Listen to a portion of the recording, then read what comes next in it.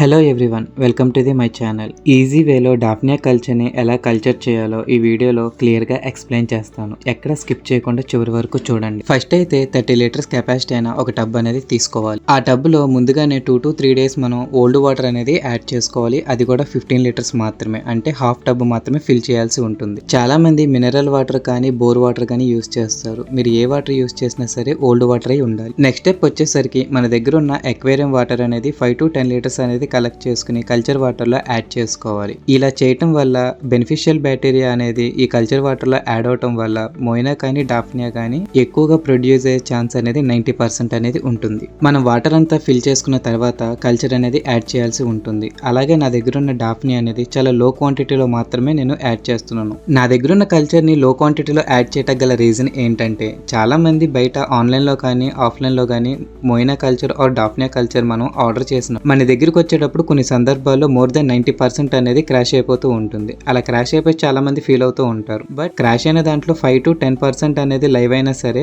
మనం just 48 hours నుంచి 4 days లో చాలా హ్యూజ్ రేంజ్ లో మనం కల్చర్ అనేది ప్రొడ్యూస్ చేసుకోవచ్చు. ఆ రీజన్ వల్ల డాఫ్నియా అనేది చాలా లో క్వాంటిటీలో కలెక్ట్ చేసుకుని కల్చర్ వాటర్ లో యాడ్ చేసుకుంటున్నాను. ఇక్కడ మీరు క్లియర్ గా చూడొచ్చు, ఈ డాఫ్నియా కల్చర్ అనేది నేను లెస్ దెన్ 25 మాత్రమే యాడ్ చేస్తున్నాను. కల్చర్ వాటర్ లోకి కల్చర్ మోయినా కానీ డాఫ్నియా కానీ రిలీజ్ చేసిన వెంటనే ఫీడింగ్ ఇవ్వాల్సిన నెసెసరీ అయితే ఏమీ లేదు. ఆఫ్టర్ 5 to 8 hours తర్వాత ఫీడింగ్ అనేది ఇవ్వచ్చు.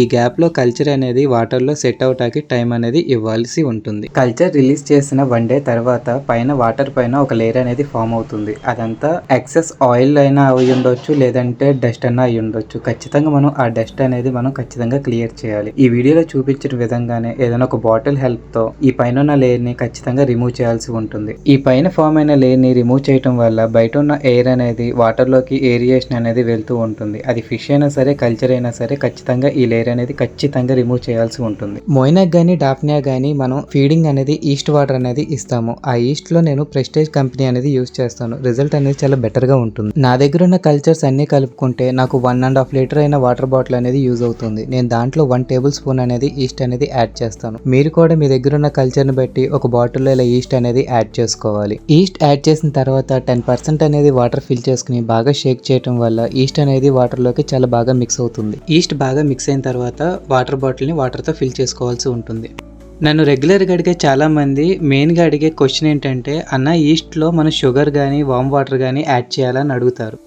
నేను వాళ్ళకి ఎప్పుడూ చెప్తాను ఉంటాను, అలాగే మీకు కూడా ఇప్పుడు చెప్తున్నాను. వామ్ వాటర్ కానీ షుగర్ కానీ ఏమనేది యూస్ చేయాలంత నెసెసరీ అయితే ఏమీ లేదు. జస్ట్ వాటర్ తీసుకుని ఆ వాటర్లో ఈస్ట్ చేసుకుని ఇప్పుడు నేను చూపించిన విధంగా షేక్ చేసుకుని మీరు డైరెక్ట్గా ఫీడింగ్ అనేది ఇచ్చేయవచ్చు. ఒక కల్చర్కి మనం ఫీడింగ్ అనేది చాలా లిమిటెడ్గా ఇస్తే కల్చర్ అనేది చాలా బెటర్గా డెవలప్ అవుతూ ఉంటుంది. అసలు కల్చర్ ఎప్పుడు క్రాష్ అవుతుందంటే, ఒకటి క్లైమేట్ అనేది చేంజెస్ అయినప్పుడు, టెంపరేచర్స్ మారినప్పుడు ఒకసారి క్రాష్ అవుతుంది. లేదు అంటే ఓవర్ ఫీడింగ్, లేదంటే 2 daysకి 1 week వన్స్ అన్నా, లేదంటే 2 weeksకి ట్వైస్ అయినా సరే కింద ఉన్న డెడ్ సబ్స్టెన్స్ ఏదైతే కింద ఉంటుందో దాన్ని ఖచ్చితంగా డ్రైన్ అవుట్ చేయాలి. తర్వాత 4-5 లీటర్స్ అనేది మళ్ళీ ఎక్వేరియం వాటర్ అనేది యాడ్ చేసుకోవడం వల్ల ప్రాబ్లం అయితే ఏముండదు. నేను చెప్పిన విధంగా కనుక మీరు కరెక్ట్గా చేస్తే నిజంగా 100కి 100% కల్చర్ అనేది చాలా బాగా డెవలప్ అవుతుంది. అలాగే రెడ్డిష్ అనేది ఖచ్చితంగా అవుతుంది. నేనైతే గ్యారంటీ ఇస్తాను. దీంట్లో మీరు ఏ వాటర్ ని యూస్ చేసుకోండి, గ్రౌండ్ వాటర్ యూస్ చేసుకోండి, మినరల్ వాటర్ యూస్ చేసుకోండి, పంచాయతీ వాటర్ యూస్ చేసుకోండి, ఏదైనా యూస్ చేసుకోండి. కాకపోతే మనం కల్చర్ యూస్ చేసే వాటర్ ఖచ్చితంగా ఓల్డ్ వాటర్ అయి ఉండాలి. అలాగే మినిమం 50% to 30% అనేది ఎక్వేరియం వాటర్, ఓల్డ్ వాటర్ అనేది యూస్ చేసుకోవాలి. ఇలా కనుక మీరు కరెక్ట్ వేలో చేస్తే